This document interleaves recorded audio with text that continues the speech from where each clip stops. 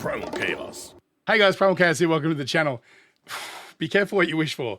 Fairly recently, I've been talking about the desire to sort of move this channel in a different direction. I've been asking for your guys' assistance in helping me boost the profile of this channel to allow me to have a little bit more cachet, to be able to leverage things like being able to do long form interviews or, you know, have conversations with the artists that I'm reacting to. And it just so happens that fairly recently, just through a complete coincidence, I came into contact with somebody who may actually be able to help facilitate that. And first of all, I couldn't be more grateful about that. I've been building this platform now for almost 2 years, and it'd be nice to be able to do something really constructive with it and be able to talk to people. The first interview, the first cab off the rank that I have at my disposal is Rao Reynolds from Enter Shikari. That's happening next week. I'm not sure when this video is going to drop. Maybe the interview will be out by then. I'm not sure. But at the time of filming this particular reaction, I have, it's in the future. I'm going to be talking to Rao. Now, unfortunately, as you guys know, it's great for a reactor to not have a vast library of, you know, or have their finger on the pulse of the music industry per se, because you tend to have already heard a lot of the stuff you want to react to. And Enter Shikari are one of those bands that have always been in my peripheral, where I've always known the name, but they've never really crossed my path, right? So this has been great, to be honest, because since I found out about this interview, I've been doing an incredibly deep dive in their catalog. And I got to say, I'm super impressed. I think they're musically so diverse. They have such a long career spanning back to, I think, 1999, but there's definitely a trajectory that if you go back and listen to their albums from like 2007 to, you know, 2015, and then the two most recent albums and, you know, anything in between, there's a trajectory there that is super interesting, especially for someone to witness it from this end of it and just experience it all at once, because you can judge it based on its connection without being encumbered by the concepts of you living through the experience of listening to the albums in real time. And it's super interesting. I got so many questions to ask Rao, but I thought it would be remiss of me to not at least dive into one of their music videos on my channel. And I'm here for it. I to be honest, I've been listening to a lot of their records. I've been listening to a few other podcasts and sort of reading lyrics and stuff, but I haven't ventured into video territory yet. So this will be kind of new. I think I've heard this song. I think it's off the newest album, but it'll still be a big reaction because I don't know even what these guys really look like. So Enter Shikari, incredibly huge, influential band. Me, Luddite, doesn't know anything. But look, I'm super keen on these guys now, and I can see myself being a very devout fan going forward from this. So anyway, Enter Shikari, It Hurts, official video. Here we go.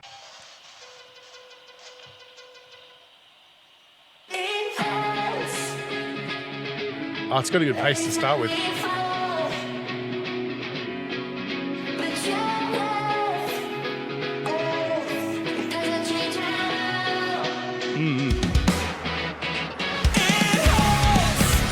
Okay, this is a chorus.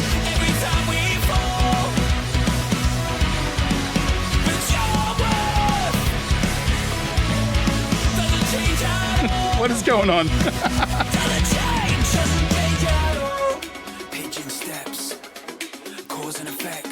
I've spoken recently about the concept of starting a song with a chorus. It's fairly common, particularly in rock, but it's great, particularly when you've got such a singable, catchy hook as that, right?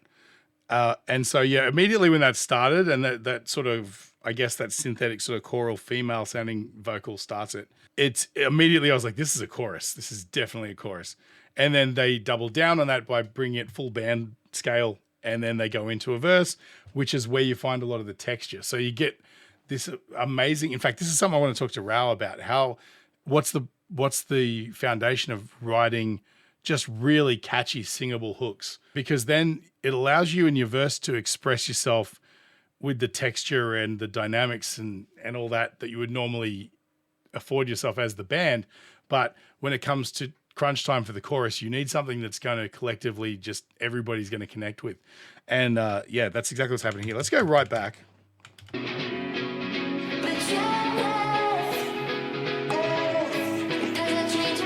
Yeah, I think it's still Rao, but it's pitched up.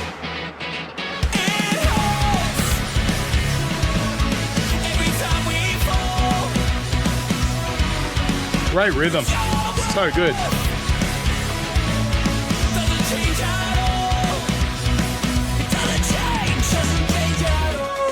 Pigeon steps, cause and effects. We hit another wall, take another fall. Retroflex. Detect the high pressure. Failure isn't our treasure. It powers the future endeavor. When we take on the world together. Unless you fight the end. Wow, okay.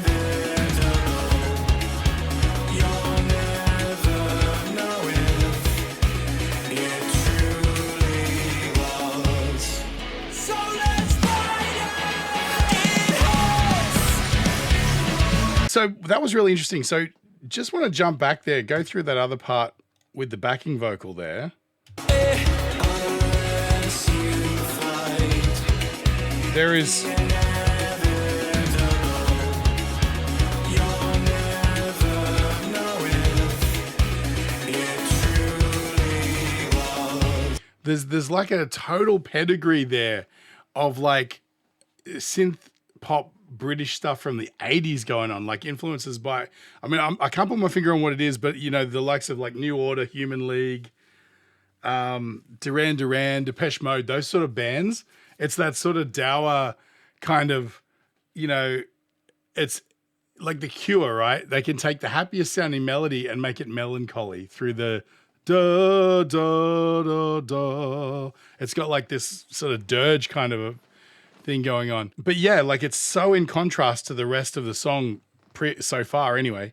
And to have it sort of bring the house down a little bit there right before it pumps in that powerful chorus, it's just genius. It really is. You'll never know if it truly was. So let's fight it. Oh, Every time we fall, with your worth, doesn't change at all. It hurts. Every time we fall, with your worth, doesn't change at all. Doesn't change. so what I'm kind of getting with the music video is it's like you got the conductor over on the right standing on a ladder precariously, but it seems like he's conducting the chaos and like every single situation there is like anxiety inducing, right? He's being pulled by the leg, can't get to where he's going. The drummer can't reach his drums. There's a guy blowing wind on him trying to knock him off his perch. The lady's typing like whatever it is, her story or her poetry or whatever, and can't find the words. You know, it's the violin going down the slide into the water is like, as someone who loves instruments, that's just giving me anxiety right there. But it's like I'm trying to sort of piece together how that fits in with the narrative of the lyrics, because I'm sure with these guys the messaging is really strong, so I'm sure it matters. But you know, it hurts every time we fall. Yeah, I'll keep on that. But I just wanted to acknowledge like the tension that this clip builds, the fact that the camera's swinging around and like fixating on all of these targets of like anxiety. It's really cool, very artistic. Every time we fall, Reminds me of OK Go or somebody. doesn't change at all. Doesn't change at all.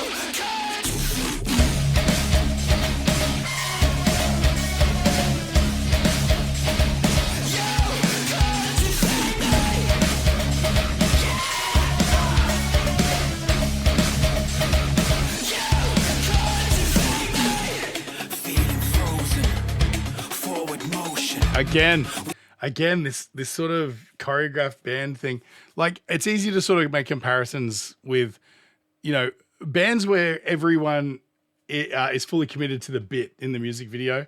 Is kind of like, it's easy to make the comparison with somebody like OK Go or somebody, but again, this feels almost like that sort of like flavor of, again, those 80s synth pop bands. You know, I feel like they're taking a lot of energy from that generation and that era. You know, I mean, even, you know, you'd often see these kind of goofy sort of choreographed motions and stuff, which seemed really hip and interesting back in the day. But if they're not, if you sort of come into the scene after that, like say, for example, you had an older brother or something that used to listen to New Order and bands like that, or, you know, Depeche Mode or whatever. And you come up and you're like, ugh, that stuff's kind of goofy. I'm not into that. It feels kind of a little bit uncool or whatever. But see, now it's classic, right? And so I feel like there's a little bit, even in just in the visuals, there's a nod. Look at the soft focus camera shot, right? Like you look around the edges, you can see it almost looks like there's Vaseline on the lens, like in the old days, where it just makes everything look sort of glamorous and smoky. You know, it's got a definitive 80s flavor to it.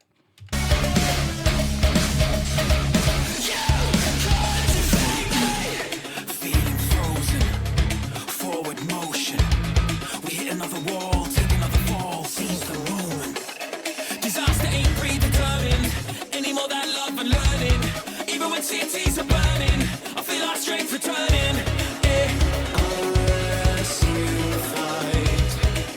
Here it is again.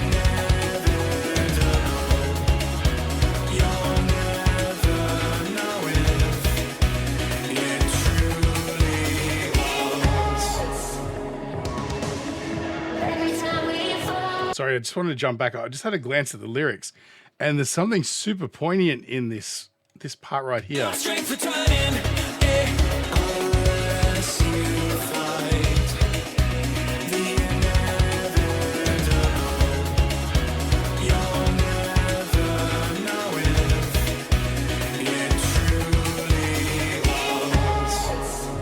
That's genius, right? So again, everybody's battling with the demons in the music video, but the line is, unless you fight the inevitable, you'll never know if it truly was, right? So, you know, it's that whole determinism thing. Whereas, like, if you're sitting there fixating on the disaster that's probably going to happen, then it probably will. But if you fight against it, if you rally against it, if you put in the work and, you know, try to sidestep the issue, that's the only way you're going to find out if it was an inevitability or not, right? You've got to challenge it.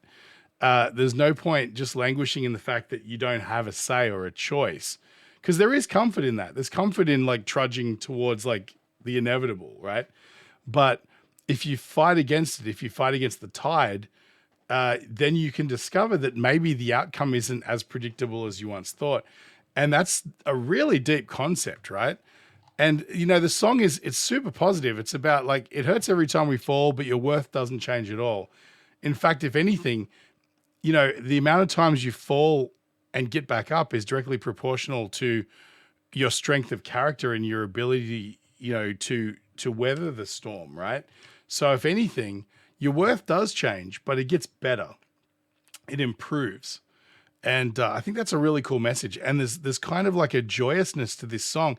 As much as it has little dour moments like this, I think it's more that it's supposed to give it gravitas. It's supposed to make it feel like it's meaningful, right? But yeah, it's just really cool. And now that I sort of get the trajectory of the lyrics and what they're meaning, this all sort of falls into place a lot more. That tension and that sort of, you know, everybody's battling to achieve an outcome, but they're failing, right? But the failing isn't the end of the story. It's not the outcome unless you let it be. Unless you allow it to be the outcome.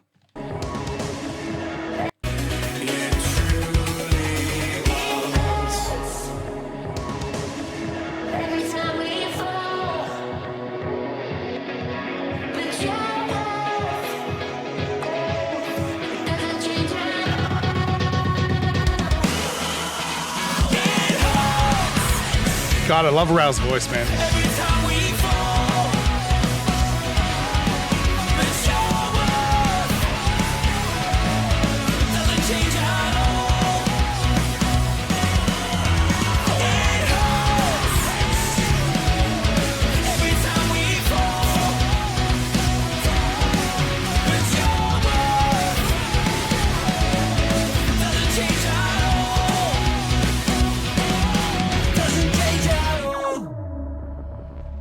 Really cool. Yeah, there it is. Yeah, unless you fight the inevitable, you'll never know if it truly was. That's really poignant. I love that. And I love at the end there, Raoul seems to be running around. He's the only one fighting, right? He's the one who survives all of the challenges and makes it through to the end. And he's disrupting everybody else's sort of fixation on, the inevitable. Even though they don't quite make it, he still manages to sort of sidestep it all and have his own personal outcome. Every time we fall, it's Gotta give kudos to the cameraman. This must have been a super complicated shoot, man, because it doesn't look improvised. It looks like a lot of work went into figuring out where it all goes, where all the pieces fit. And I love it when artists put the time in to get it right. Ren is another one who does this. He's meticulous about making sure that it's perfect. They'll do 60 takes of the most incredibly complicated, choreographed, moving single camera shot work, and he just makes it work brilliantly. Him and his team, I should say. It's not all Ren; it's people around him, but he just seems to work with geniuses. This was fantastic. I'm actually stoked that I did this one, not only because it's helping me prepare for the interview, but also like I said, I'm really developing a love for this band because particularly their last two albums strike me as being really unencumbered by the constraints of genre. Like everybody who came out, like I think a lot of success they had was from like the 2005 sort of era, the screamo kind of movement, that sort of thing. And that set the precedent. And then going forward, the albums would have to sort of, at least in some way, adhere to the zeitgeist, the genre of whatever they were targeting at the time. So there's a little bit of flavor of metalcore and things like that in the subsequent releases. But more and more you can see the shackles of that sort of encumbrance falling away, and you see a band discovering their voice and not feeling like they're having to move in a specific direction. They're fighting the inevitable, right? they're finding that, maybe it wasn't inevitable to be a specific sound. And the last two albums are incredibly diverse. If you haven't checked them out, check them out because there's so many gifts on there. You've got songs like this.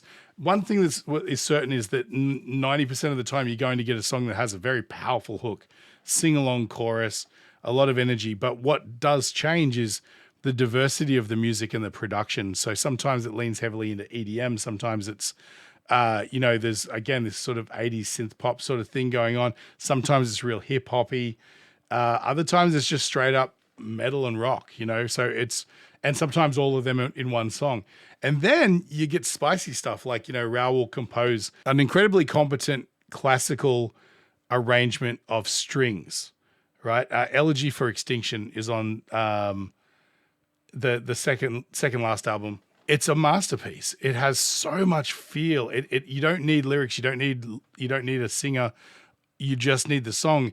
And it elicits like this sensation of moving from peace and harmony and beauty into spiraling into despair and darkness and weightiness.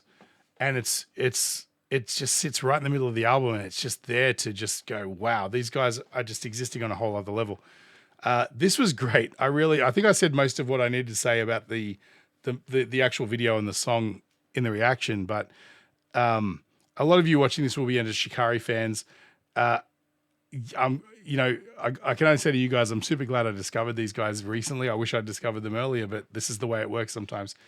And I'll be definitely tuning in for more of their stuff, and there's definitely a lot more of their back catalog for me to absorb as well. But this has been fantastic. Anyway, that's about all I got to say. If you feel like I've brightened your day at all, feel free to support the channel. Just buy me a coffee. I'll leave a link in the description. Definitely like, follow, subscribe, all that stuff. Hit the bell. As I said, I'm slowly trying to build this up to a platform that will allow me to have more of a voice as far as, creating content outside of music reactions, which is, this interview is going a long way towards that.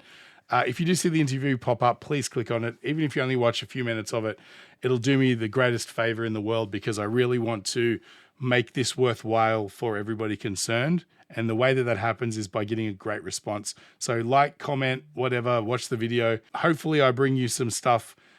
My concept of doing interviews is I really want to come up with deep cuts. I want to ask questions about production and influence and things that, the antithesis of whatever like a a press junket would be, like all these ephemeral questions. I want to ask things that are important about the artist, right? And so that's the kind of thing you'll expect. So if you do see the interview pop up with myself and Rao, please click on it, watch it. That would be the best thing you can do to help support the channel. Thanks again, guys. If you stuck around this long, I appreciate you. Stay primal. I'll catch you on the next one.